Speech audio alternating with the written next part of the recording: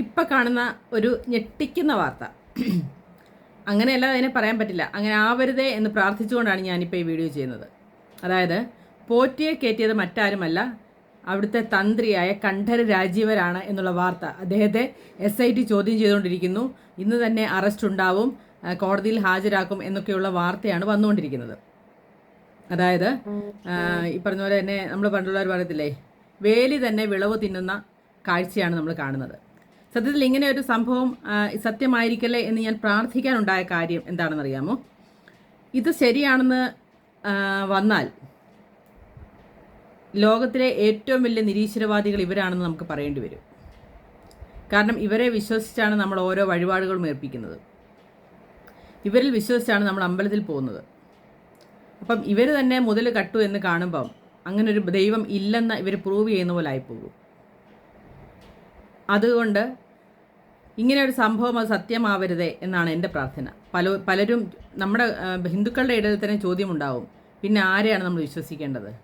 ഇനി ഈ വിശ്വാസക്കുറവ് കൊണ്ടാണോ എന്ന് എനിക്കറിയില്ല സുരേഷ് ഗോപി മറ്റേ പള്ളിയിൽ കൊണ്ട് സ്വർണ്ണക്കിരീടം കൊടുത്തത്. കാരണം അവരുടെ ലാമ്പ് സുരക്ഷിതമായിട്ടിരിക്കുമെന്ന് പുള്ളിക്ക് ഉറപ്പുണ്ടെന്ന് തോന്നുന്നു. സത്യം പറഞ്ഞാൽ ഞാൻ അങ്ങനെയാണ് വിചാരിക്കുന്നത്.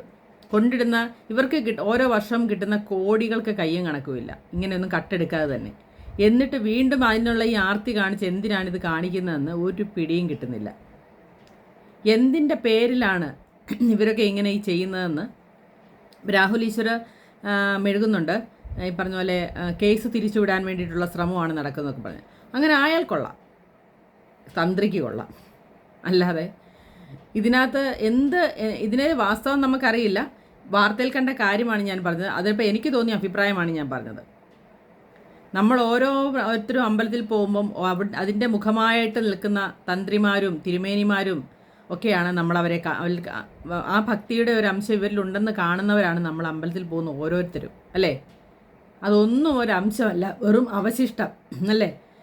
എച്ചിലുകൾ മാത്രമാണെന്ന് നമുക്ക് മനസ്സിലാകുന്ന ഒരു സന്ദർഭമാണ് എനിക്കിപ്പം മനസ്സിലാകുന്നത്. ഒരംശവും അവരിലില്ല. എന്തെങ്കിലും ഒരു അംശം അവരിലുണ്ടായിരുന്നെങ്കിൽ അവരിതൊക്കെ ചെയ്യുമോ എന്നെനിക്ക് മനസ്സിലാവുന്നില്ല. സത്യത്തിൽ ഭക്തർക്ക് വളരെയധികം, അതായത് നമ്മളൊക്കെ അമ്പലത്തിൽ പോകുന്നവർക്ക് വളരെയധികം വിഷമം തോന്നുന്ന ഒരു വാർത്ത തന്നെയാണിത്. അങ്ങനെ ആവരുതെന്ന് പ്രാർത്ഥനയോടുകൂടി അടുത്ത വീഡിയോയുമായിട്ട് കാണാം.